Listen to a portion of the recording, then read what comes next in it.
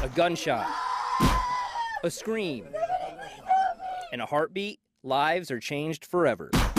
It's more common than you think.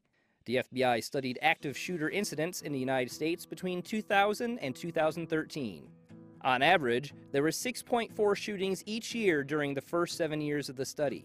That number nearly tripled to 16.4 shootings annually for the last 7 years of the study.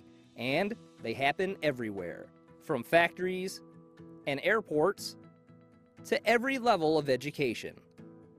From churches and malls to law offices and interstates. And of course, military facilities aren't immune. Shootings at the El Paso Veterans Affairs. All told, 1,043 victims killed or wounded in 160 active shooter incidents across the country in the 13 years studied. You have to be prepared for those situations. You can't just take it for granted that it'll never happen at your base. So that's why we exercise this. Brushes, clay, and sponges may not be obvious tools in the fight against active shooters, but their worth can far exceed their modest appearance. Airmen from the Wright-Patterson Medical Center use the art of moulage to present an authentic crime scene for base first responders during an active shooter exercise. So if you come up on somebody and you find someone and you just pretend like there's something there, you're not going to feel like you're really there trying to take care of them. So when you come up on somebody and there's blood and there's lacerations and there's things sticking out, you know, you can actually get that real life feeling of how it would be if we were to have a natural disaster take place here. Where are you? Is there anybody there?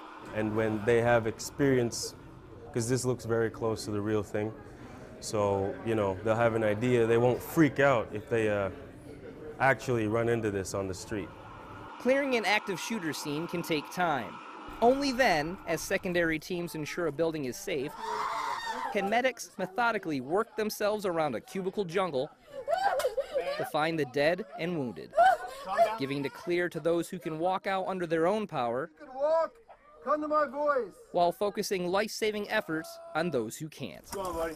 Oh, someone came in and shot me. Senior Airman Drew Wren is not only playing the part of a moulage victim for the first time during the exercise, he's also a member of the Wright-Patterson Security Force.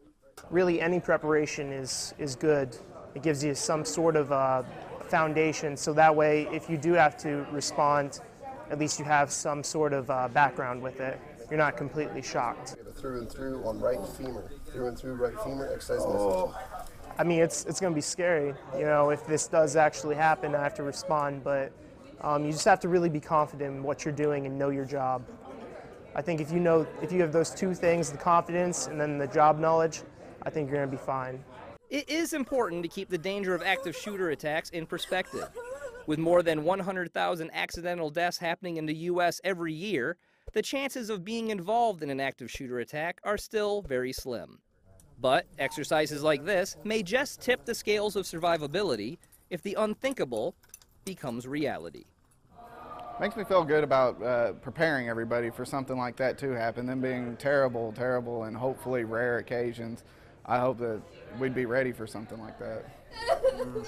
Reporting from Wright-Patterson Air Force Base, I'm John Harrington.